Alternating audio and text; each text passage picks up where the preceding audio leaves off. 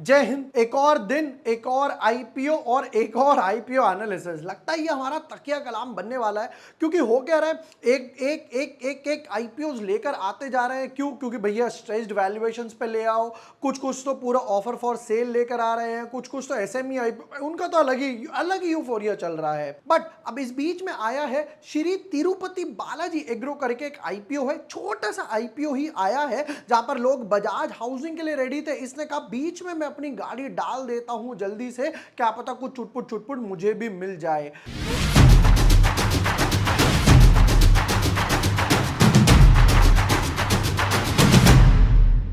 Hi everyone, my name is Zibor Washne. I am a SEBI registered research analyst. अब इस IPO की बात कर रहे हैं तो अगेन डिटेल्ड एनालिसिस करने पड़ेंगे, तब फाइनली पता चलेगा कि आईपीओ लगाना है, नहीं लगाना है, लगाना है तो क्या फुल फोर्स में लगाना है या फिर छोटा छोटा लाइक एक आधा लॉट ही लगा लेते हैं। Without wasting time deep dive करते हैं अपने एनालिसिस में। But yes, before moving ahead, अगर अभी तक आपने चैनल सब्सक्राइब नहीं किया है या न्यू यूजर हो, कल ये ब्रेकआउट स्टॉक्स शेयर किया था, आज 3.5% ऊपर था। फिर उसके बाद गाला प्रिसीजन, इसका अभी एक दिन बचा हुआ है, अभी भी वीडियो देख सकते हो। यहाँ पे सब कुछ मैंने एक्सप्लेन किया है कि हमें लगाना है या नहीं लगाना। बाजार स्टाइल क्लोज हो गया, इको मोबिलिटी हो गया, अभी ये लिस्ट होना बाकी है। फिर उसके बाद प्रीमियम एनर्जीज, यहां पर मैंने डाला भी था कि भाई 60 to 80% के आसपास बनेंगे, और ये मुझे अलॉट भी हुआ था, ये आईपीओ मुझे अलॉट भी हुआ था, और ये 100% गेन्स देकर गया। मैंने यहां पर अपना डाला भी था कि भाई मुझे कितने गेन्स वगैरह बने। उसके बाद उससे पहले आया था ये इंटराक, ओरिएंट। इंटराक में भी हमारे एनालिसिस डॉट टू डॉट बैठे, ओरिएंट में भी मैंने देखो यहां पर बोला था कि आपको 40% के आसपास गेन्स मिलेंगे, एंड ये डॉट टू डॉट 40% के आसपास ही लिस्ट होकर गया। तो आज भी हम इसी तरीके से एनालिसिस, इसको हटाते हैं, इसको हटाते हैं। अब एक बार जरा टेबल पे नजर मार लेते हैं पहले। अब आ कौन कौन सा रहा है? अरे बाप रे, 5 और लाइन में है। 5 मतलब आपको पता है कि आपके पास 5 वीडियोस और आने वाले हैं। पीएन अभी तो इसकी पूरी डिटेल्स नहीं आई, क्रॉस इसकी डिटेल्स आ गई, इशू प्राइस अभी खाली है, आने दो। टॉलिंस टायर्स आ गया, बजाज आ गया, बट अब इसमें कैच आने वाला है 9 9 11 11 16 16, पूरा क्लैश करने वाला है, पूरा क्लैश करने वाला है बजाज के साथ। अब आज हम करने वाले हैं श्री तिरुपति बालाजी एग्रो ट्रेडिंग के एनालिसिस। यहां पर एक कैच है, 9 तारीख को क्लोज होगा, 11 को आसपास इसके फंड्स रिलीज होंगे। तो क्या इन दोनों में फंड्स यूज हो पाएंगे या नहीं हो पाएंगे, ये अब एनालिसिस में डीप डाइव करते हैं। चलो जी, आ जाओ मेरे साथ। श्री तिरुपति बालाजी, क्या बिजनेस मॉडल है भैया आपका, दिखाइए। 2001 की बनाई हुई कंपनी है, तो यानी कि ऑलमोस्ट 20-22 साल हो गए। Shri Tirupati Balaji agro trading company manufactures, खुद बनाते हैं and sales flexible intermediate bulk containers, जिसको बोला गया यहां पर FIBC, flexible intermediate bulk containers, यानी कि large flexible bags, other industrial packing products such as woven sacks, woven fabric, narrow fabric and tapes वगैरह, कहां के लिए? इंडियन डोमेस्टिक मार्केट और ओवरसीज के पास इनका माल जाता है। मतलब मेजरली बना रहे हैं पैकिंग मटेरियल। ये एग्रो, एग्रो नाम क्यों दे दिया भाई? चलो तुमने, कोई बात नहीं, उसके बाद देखते क्या नाम आ रहा है सामने।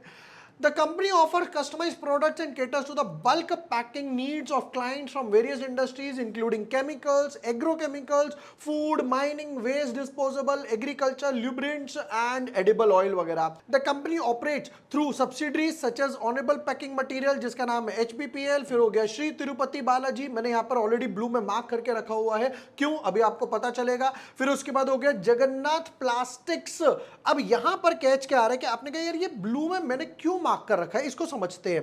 देखो ये बोल रहे हैं कि हम अपनी सब्सिडीज के थ्रू काम करते हैं, तो यहां पर इनके एक subsidiary Shri Tirupati Balaji already listed है। यहां पर भी सेम नाम श्री तिरुपति बालाजी, यहां पर भी सेम नाम। आप कहोगे अबे यार ये क्या हुआ?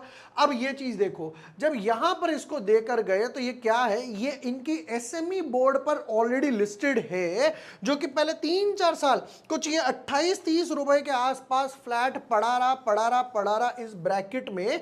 वहां से लेकर, अगर मान लो मैं यहां से भी नोटिस करता हूं, 100 रुपए से लेकर स्ट्रेट अवे 850 रुपए तक गया, 100 to 850 रुपीज तक गया है सिर्फ एक साल के अंदर। तो ये तो क्लियरली दिखाई दे रहा है इसने मैसिव ग्रोथ बनाकर दी है। Massive growth, bigger the consolidation, steeper the breakout वाला काम इन्होंने किया। नेक्स्ट पार्ट पर आते हैं। The company operates 5 manufacturing units. अच्छा 5 मैन्युफैक्चरिंग यूनिट्स हैं, कहां पर है वो सब इन्होंने यहाँ कुछ नहीं लिखा। अरे भाई लिख दोगे तो हमारा काम आसान हो जाएगा। चलो ठीक है, डिपार्टमेंटल एम्प्लॉइज लेवल पर है 857, परमानेंट ये वो सब इन्होंने ज्यादा नहीं लिखे हैं।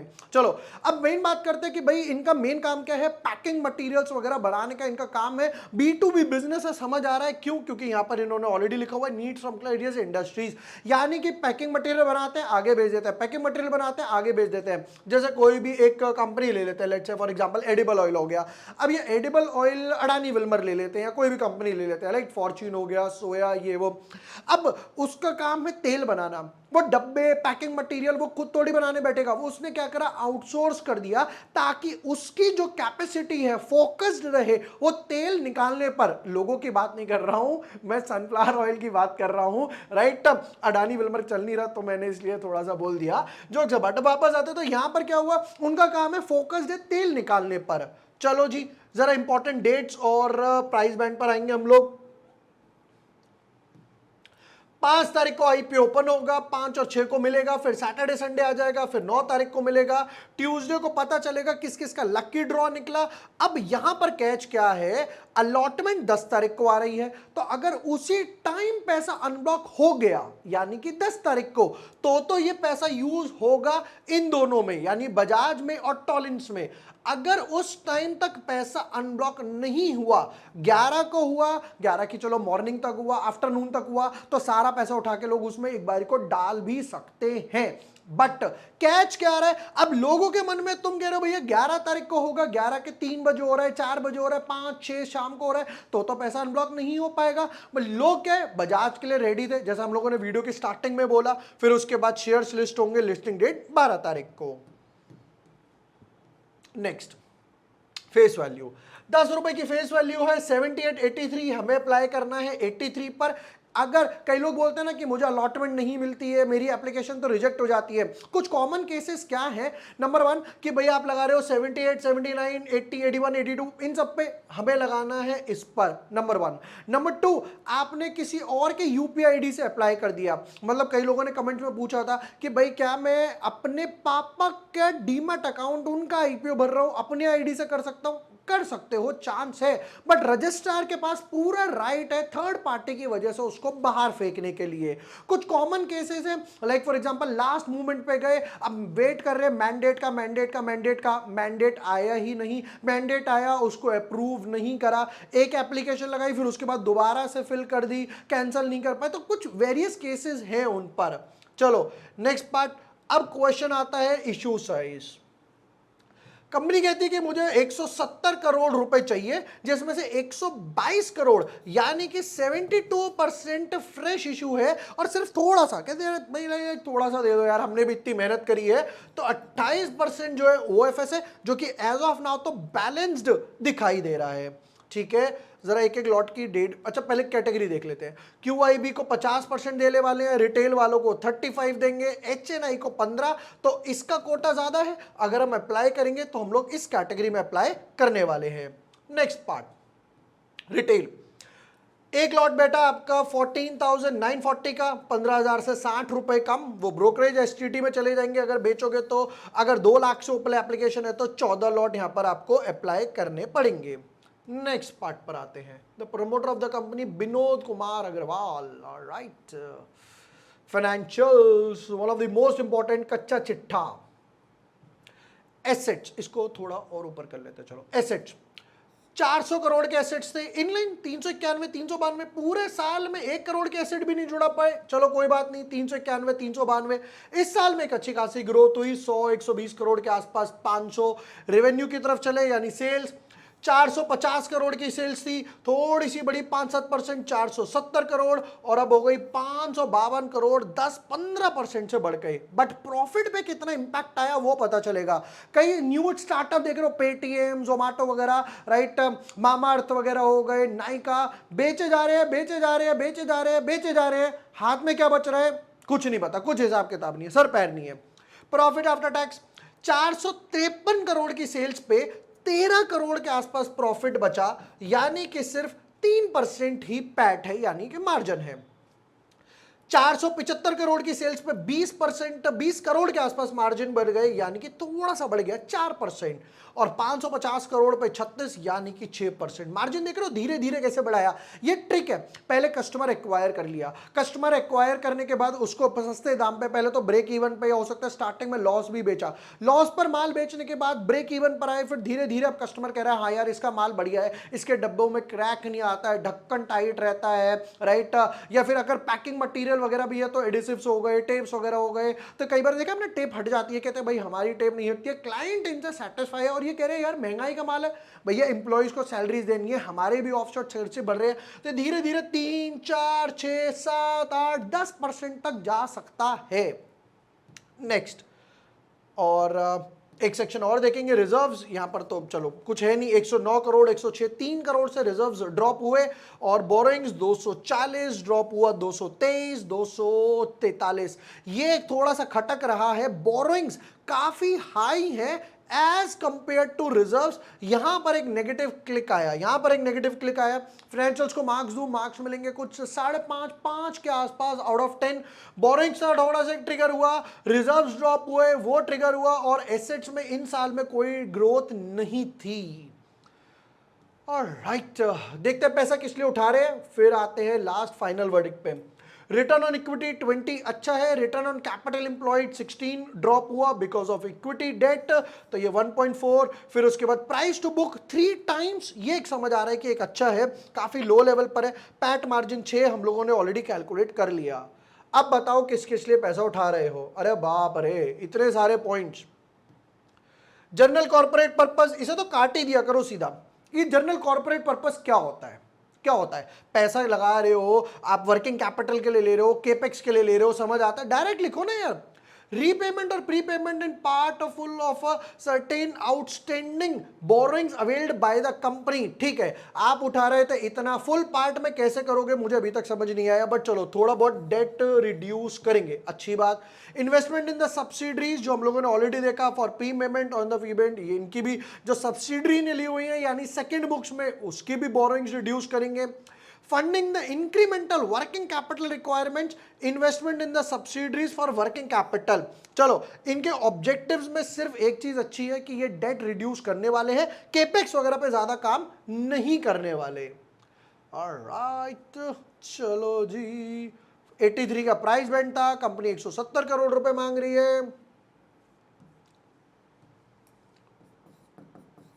प्राइस बैंड 83 मल्टीप्लाई बाय 180, फिर उसके बाद कंपनी ने कहा कि भाई मुझे चाहिए 170 करोड़ रुपए, जिसमें से 72 एफआई और बाकी 28% बना आपका OFS, listing gain over subscription.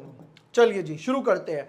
पहले तो क्रक्स निकाल के दे देता हूं। सेगमेंट अच्छा है, पैकिंग मटेरियल्स वगैरह का है, B2B में काम कर रहे हैं, एसेट्स बढ़ रहे हैं, सबसे अच्छी बात है मार्जिन्स वगैरह बढ़ रहे हैं, और मेजॉरिटी पैसा जो है वो कंपनी के पास जा रहा है। उससे भी इंपॉर्टेंट इसकी एक सब्सिडरी ने पैसा बनाकर दिखाया एसएमई बोर्ड में, ये क्लियर नजर आ रहा है, ये अच्छी चीज है। बुरी चीज डेट ज्यादा है, डेट को रिड्यूस करना पड़ेगा, ये थोड़ा सा कैच यहां पर नजर आ रहा है। B2B की अच्छी बात यह कि आपकी ऑर्डर बुक अच्छी होगी, पेमेंट टाइम्स वगैरह पे हो जाएंगे, बट अगर एक भी मेजर क्लाइंट ने नाता तोड़ा, एक भी मेजर क्लाइंट ने नाता तोड़ा, वो सीधा आकर आपकी P&L पे डेंट मार देगा, ये कैच है। अब आते हैं नंबर 1, ओवर सब्सक्रिप्शन। हालांकि इतना छोटा सा आईपीओ 170, तो मैं लिखता हूं यहां पर 100 गुना होगा, 200 गुना होगा, बट वो नहीं होगा। क्यों नहीं होगा, अब इस चीज को समझते हैं। लोग थोड़ा सा ना एक बिलीव में रहेंगे कि यार तुम कह रहे हो 11 तारीख को फंड अनब्लॉक होंगे, मैंने पैसा इसमें डाल दिया, 11 तक अगर मेरे फंड्स अनब्लॉक नहीं हुए